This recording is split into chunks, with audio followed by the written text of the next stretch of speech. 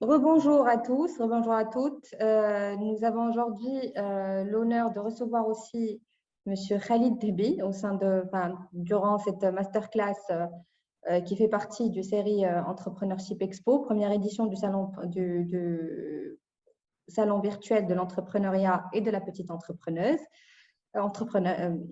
et de la petite entreprise, excusez-moi. Alors, Khalid Dahbi est un entrepreneur et chef cuisinier de renommée mondiale. Il a créé de luxueuses marques à Londres et il continue à innover et à surprendre par son talent. Monsieur Khalid est plutôt anglophone, donc on va conduire le reste de cette masterclass en anglais. So, Mr. Dahbi, welcome to CRI Entrepreneurship Expo, and thank you very, very much for accepting the invitation. Thanks for having me. Pleasure to be amongst you guys. Likewise. Alors, avant de démarrer, je voudrais juste rappeler l'objectif de ce nouveau format masterclass proposé par le Centre régional d'investissement Marrakech-Safi. L'objectif est de connaître l'entrepreneur aussi bien que l'entreprise, la destination comme le chemin parcouru, le tout pour essayer d'inspirer les personnes qui nous suivent et pour essayer de créer, on l'espère réellement, de nouvelles vocations. So, first question to you, sir, is who is Khalid Dahbi? Tell us. I don't even know, so sometimes I don't even know myself. No, pleasure to be with you guys. Khalid Dahbi, native of Rabat, born in Morocco, lovely, a wonderful land. Entrepreneur, founder of multiple brands, luxury brands, you would say, chef, philanthropist, and passionate about anything to do with entrepreneurship. If I could possibly cover it in 2 words. Very well, very well. So our first question to you, and knowing all the entrepreneurs are following us and watching this live, in your opinion, in general, is one born an entrepreneur, or do you become one? And what do you think are the main qualities of a good entrepreneur? I think entrepreneurship or entrepreneurial spirit generally sort of comes from a desire to be able to sort of succeed, or perhaps pinpoint at where you've got the ability to create, whether that's companies or perhaps even objectives that perhaps could bring a difference to a country, to a sector, service, whatever that is. I think the desire to become entrepreneur is the essence, in my opinion, the essence of becoming a good entrepreneur. In other words, I think it has to sort of come from within. I think looking for the next best things, looking for innovations.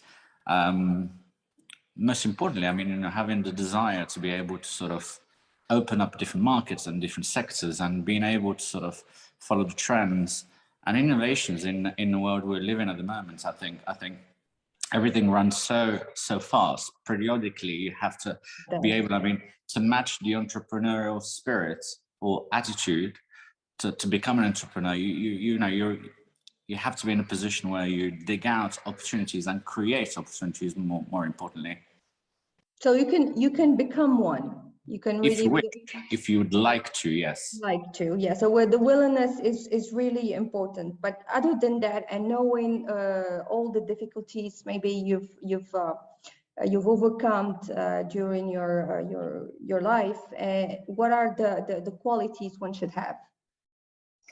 I think generally dedication, and I think the most important thing, in my opinion, is having a structure and having a profound objective and goal. I think you can desire to become an entrepreneur, yet you've got to have the right ability to set standards and set goals. I think setting the goals to become an entrepreneur is the fundamental essence of becoming an entrepreneur. I think becoming an entrepreneur or being in an entrepreneurial world is something that you'd be able to pick up and learn on a day-to-day basis as you grow as an entrepreneur. But the most important element is having the desire to sort of understand what sector you'd like to be in, and most importantly, having a structure. So dreaming, it's a good perspective element to have as a person or an entrepreneur. But then if you have a recipe to go with it, then I think you're already on the road to becoming a successful entrepreneur.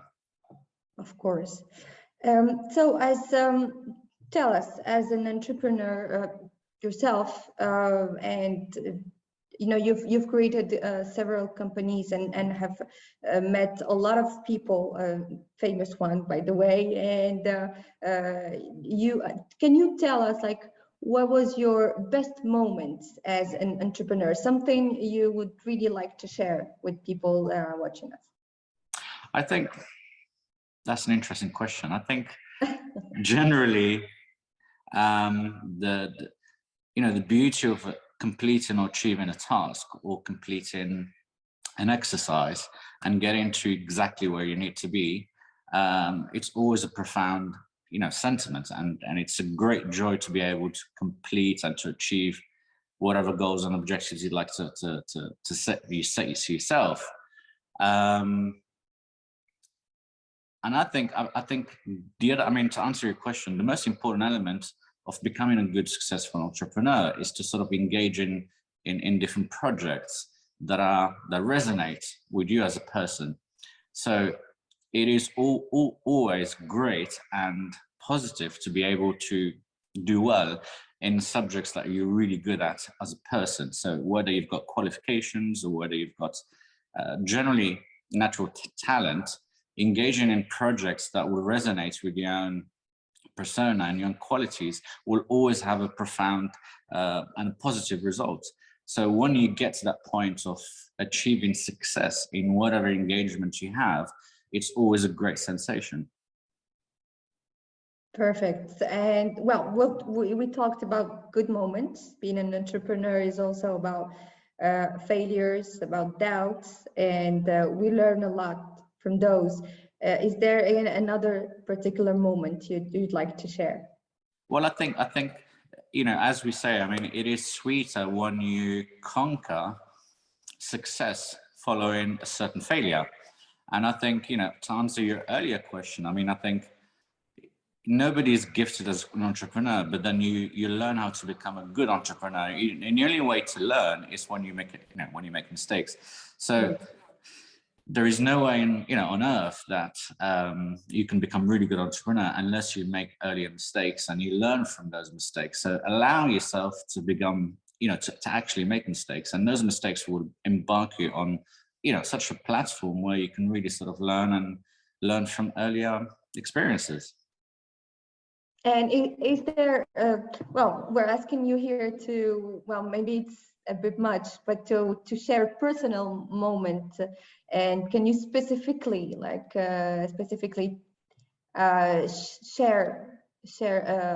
a moment that was hard for you, and how, most importantly, how did you overcome the difficulty you faced? Well, I'll take an example of KD Luxury, which I think you're in the know. Yeah. I've started KD Luxury 6 years ago, I think, and the essence of it was to sort of become one of the biggest passionate entrepreneurs in the world of caviar. And London is saturated with competition, and that's a really healthy environment, in my opinion, to be able to succeed, because you are constantly challenged.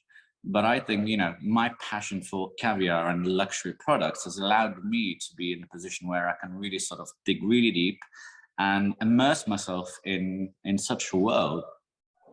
But the most important thing was to sort of go, I am going to succeed. I am going to reach the end of the line.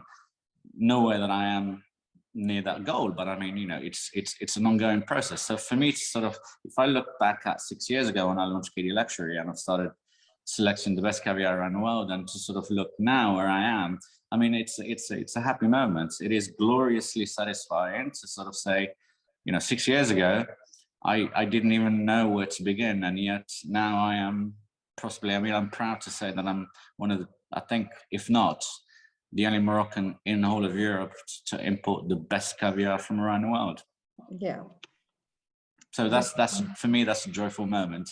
And if I can take you, I mean, you know, BEETEC was born out of passion of exercising export, in particular to a wonderful country, Morocco. So I am humbled to say that I'm, you know, the United Kingdom is a global force when it comes to innovation. So it was easier for me to spot a unique opportunity where we can look at exporting new innovations and in particular technology to Morocco, for instance. Speaking of that, tell us more about BEETEC. What is the concept, and when did you create BEETEC, by the way? So BEETEC is 2 years old at the moment, and the essence of BEETEC is to actually import and export technology. So we're in the field of telecom. We're looking at medical sectors. I mean, BEETEC is a combination of two different sectors, and that is logistics and innovation. I mean, we're in dialogue with a couple of different telecom companies in Morocco to look at how we can benefit Morocco and the Moroccan entrepreneurs with innovations straight out of the United Kingdom, in particular, given the relationship at the moment between the two kingdoms and how strong it is going post Brexit, for certain. So there are a lot of different ideas that Morocco can benefit out of, and equally so, I mean, we're looking to export and import between the two kingdoms. And you, well, BEETEC has been created right before COVID crisis, and I think we all know how COVID has been a tough time for everyone. How did you overcome this this difficulty of COVID? Well, to be perfectly honest, I mean, I've seen it as an opportunity. I mean, I think again, I think throughout our conversation, I'll sort of always relay back to the first question. I think a good entrepreneur is somebody who can always spot an opportunity in difficult situations, and COVID has been really difficult on a lot of different nations, a lot of different people. So BEETEC was able to predominantly export and import and facilitate a lot of PPE transactions and export from different parts of the world to nations that are really in need to engage and actually be in position to receive PPE supplies. And we've done that marvelously for the first year. And obviously, as you grow, as your company grows, you're in a better position to develop different skills and attract different ideas. And it's been great. It's been great. Alhamdulillah. Alhamdulillah. That's good. That's very good. In your opinion, and based on your perspective, do you think that Morocco is offering good conditions for an entrepreneurial experience, and especially on good conditions for everyone?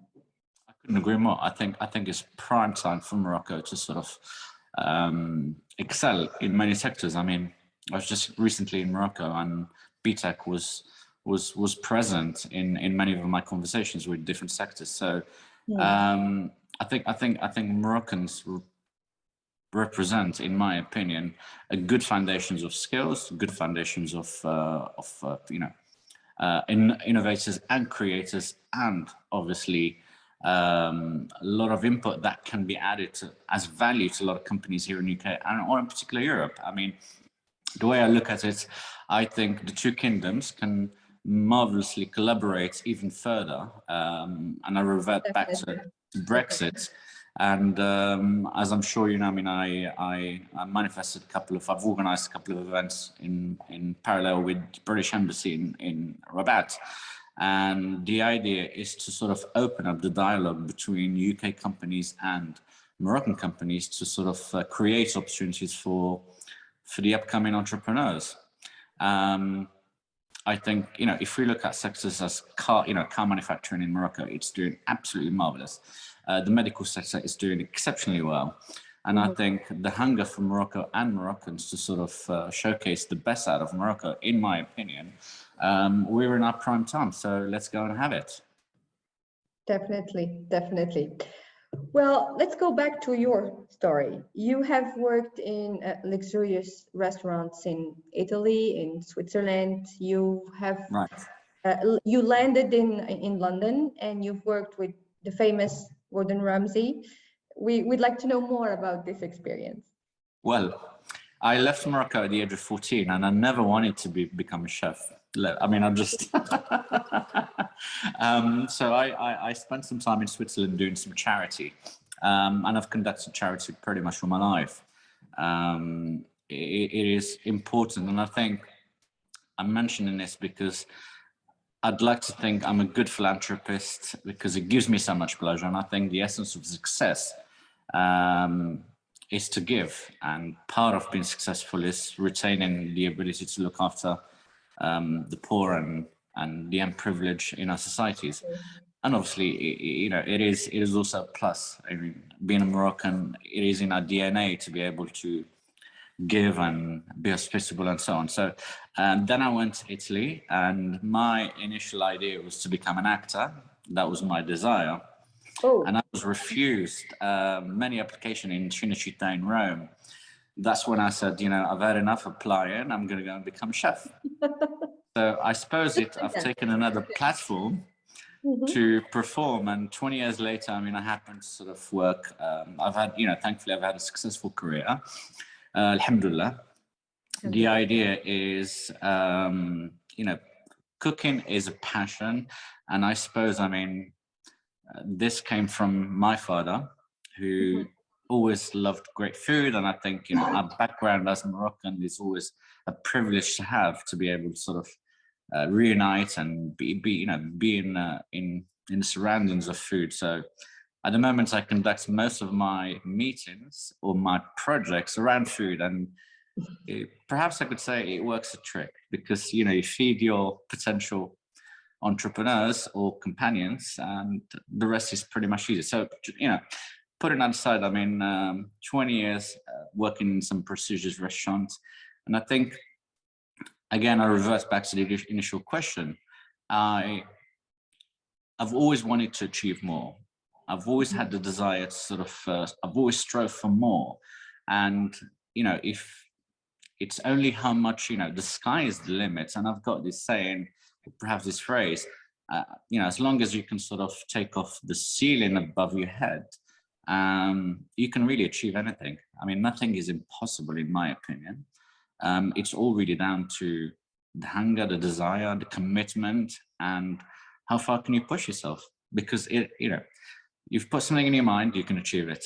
That's pretty certain. And perhaps, I am grateful to be a living example, but it is within reach to everybody out there who'd like to sort of follow up on their dreams. Nothing is impossible. Yeah, you can always do more and always push further, for sure. For sure. For sure. Well, let me. Oh, okay. We have a question, if you allow us, from. Please. Good. So, well, we have someone asking if you have, and it's interesting actually, if you have any projects in Morocco. 100%.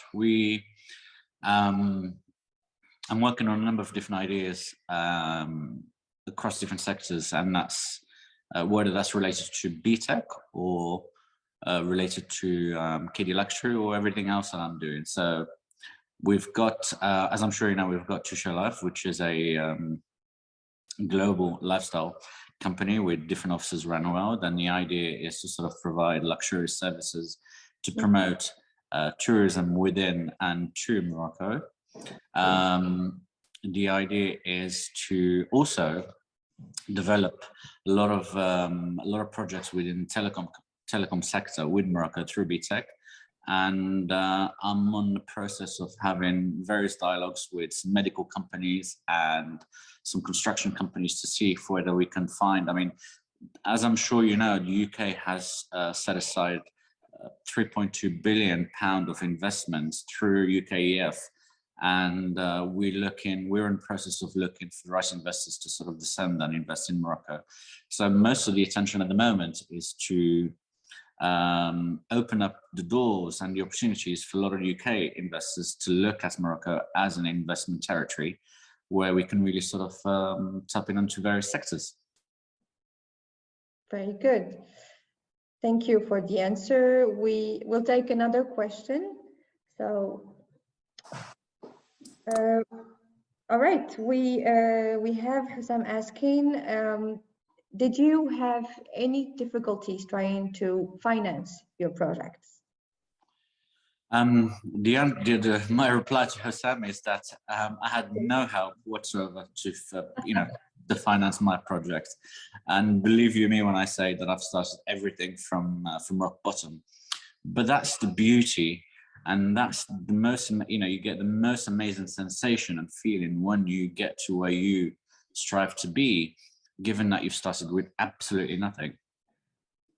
So yes, you can be privileged to get finance. I mean, it's, help is always great, but I think my quote would be strive for success, and success will bring you the assets you need.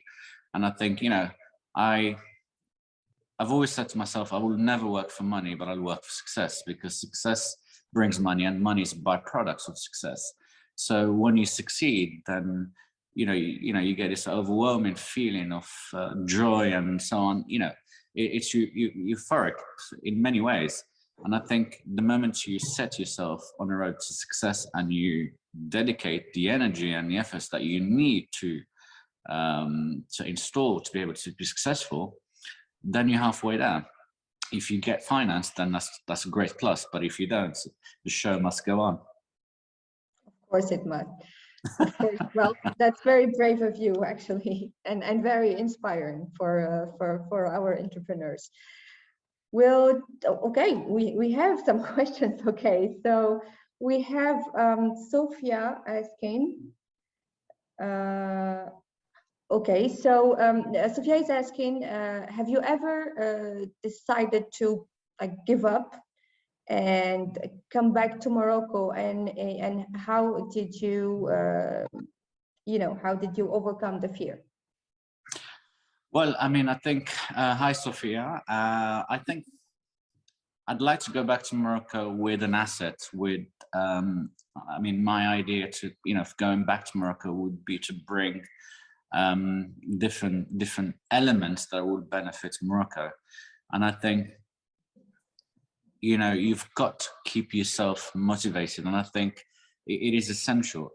Having an idea, as I said earlier, it is great, but I think one of the most fundamental elements is how to keep yourself motivated and positive. And I think a lot of people use the word positive, but not a lot of people understand the fundamental importance of how to actually encourage yourself to do better every single day. I mean, getting out of bed, motivating yourself to get out of bed is a task every single day. So you've got a lot of people who have ideas. I mean, going on about them in such an entrepreneurial way, it's really where success is, because everybody can dream, but only those who actually put down hard work can actually succeed. So we mustn't forget that you've got to put in all the hard work. And I think energizing yourself on a day-to-day, I mean, there's been moments where I got to the point where I said, oh my God, I've got so much happening. Yeah. There were moments where you say to yourself, this is too much. Am I doing too much? You start questioning. But only then when you can go around and you turn around and say, I'm going to get rid of this guy. I don't want to talk to you no more. And then you talk to somebody else and you say, and that's yourself. And, I think the ability to be able to motivate yourself to continue, it's one of the most fundamental elements of going forward and succeeding. Very good. Well, thank you for answering, Sophia. Sophia, here you go. I think you have your answer. We'll take a question from Zineb also. Zineb is saying, thank you for sharing first. And she's saying, my kid is 5 years old and wants to become a chef. Now, this is sweet. And she's asking, can you guide me to this orientation, or maybe is there an idea for kids master classes here in Morocco? Absolutely. I mean, let them follow the passion first and foremost. And I think we're so blessed to be Moroccans because the essence of Moroccan food, it's fundamentally based on the variety and the quality of ingredients that we have in our, you know, in our wonderful land. So I think becoming a good chef or cook, I mean, the essence of it is understanding ingredients, understanding flavors. And as parents, if you were to develop good, really good eating habits, not only it's going to benefit them in the long run, health-wise, but I think that will have a major plus on anybody becoming chef, because we start from the raw ingredients. And I think if you know how to eat, you will know how to cook for certain. Oh, I wouldn't say that. Not for me. Generally, yeah. In general, yeah, I agree. So thank you for answering, Zineb. Well, I think. Oh, okay. We another question just came up. So Ayub is asking, why did you choose to stay in UK? That's a good question. I think, you know, my father came to the UK back in the 80s, and, you know, I think the UK is, in my opinion, is the epicenter of commerce, gastronomy. It's 3 hours to Morocco, it's an hour to Paris, it's 7 hours to New York. So, you know, it's within arm reach to every part of the world, and it is the financial capital of the world. And I think a lot of the major elements of whether that's business or gastronomy tend to happen here. I mean, London is diverse, it's very cosmopolitan. I mean, everything is possible to do and to make happen in London. So it's a great place to be. Very good. So Zineb, here's your answer. Thank you, Mr. Dahbi, for answering the question. Well, Mr. Khalid, thank you very much for your generosity, for sharing everything with us. I truly think you will inspire a lot of people with your journey and everything you've accomplished. A last word. So if you'd have to address a last word to the entrepreneurs directly, what would you say?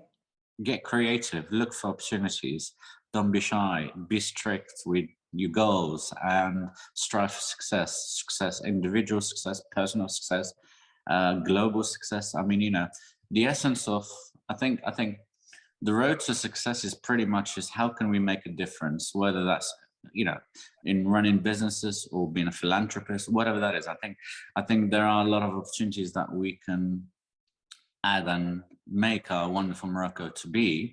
There are a lot of opportunities that we can create, and I think Moroccans generally are very clever, very creative, very smart, and I think it's just sort of channeling those qualities into greater platforms to be able for us to engage. I mean, my passion it is and always been to strive to drive Morocco forward, and I think, you know, we can do better, we deserve better, and we will do better. So, you know, set some dreams, don't dream too much, but I think the most important element on the road to success as an entrepreneur is to set targets and calculated steps, and you crack at them each single day. And there is no way, I mean, there is absolutely a guarantee that you follow certain commitments and structure, you'll be successful. Excellent, excellent. Well, thank you very much. It was a real pleasure having you, and we wish you a lot more success. And thank you, very kind. We'll see you soon, hopefully. You will do. Take care, and my best wishes to everybody. Thank you very much. See you soon. Bye bye. See you soon. Bye.